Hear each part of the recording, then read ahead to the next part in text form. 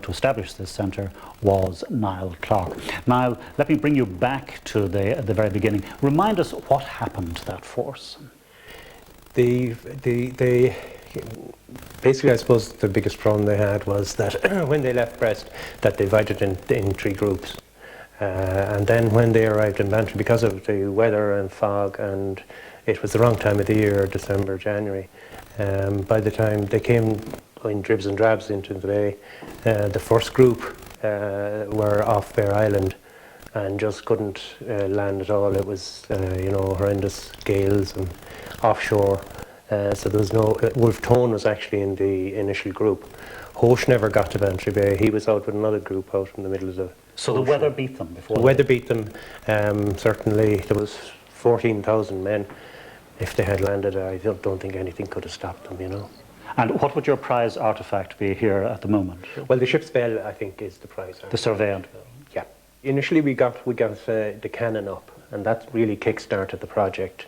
The Chamber of Commerce got involved, we formed the trust, and then we started fundraising and that kind of thing. And how successful has the centre been in terms of numbers and so on? Well, it's been very successful. We tied it in with Bantry House, who have within 60 to 70,000 people visiting every year.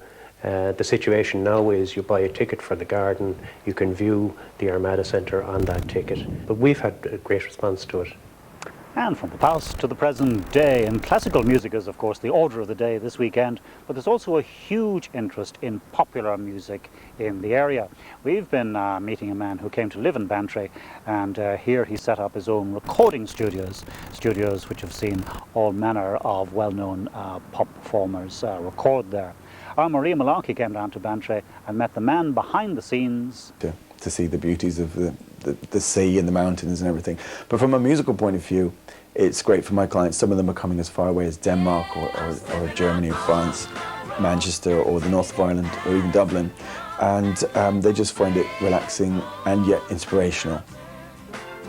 I would say the music business is very competitive, but it certainly is much more competitive if you're an artist than if you're a producer.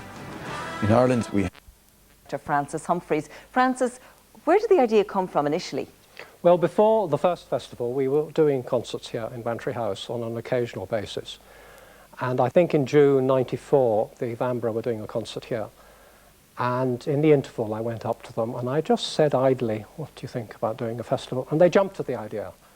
So it kind of rolled on from that. And I believe it rolled on very quickly and gathered momentum because it's a big event in the country now. Yes, it's a big event. I'd like to think it's the biggest, certainly the biggest chamber music event in the country.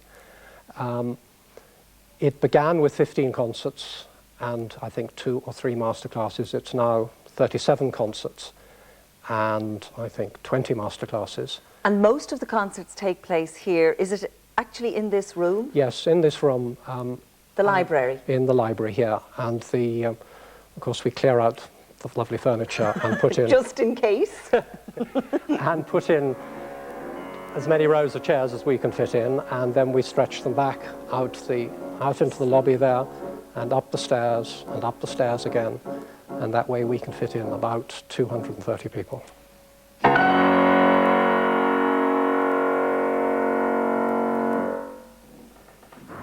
Wonderful music, a wonderful setting, and as we mentioned earlier,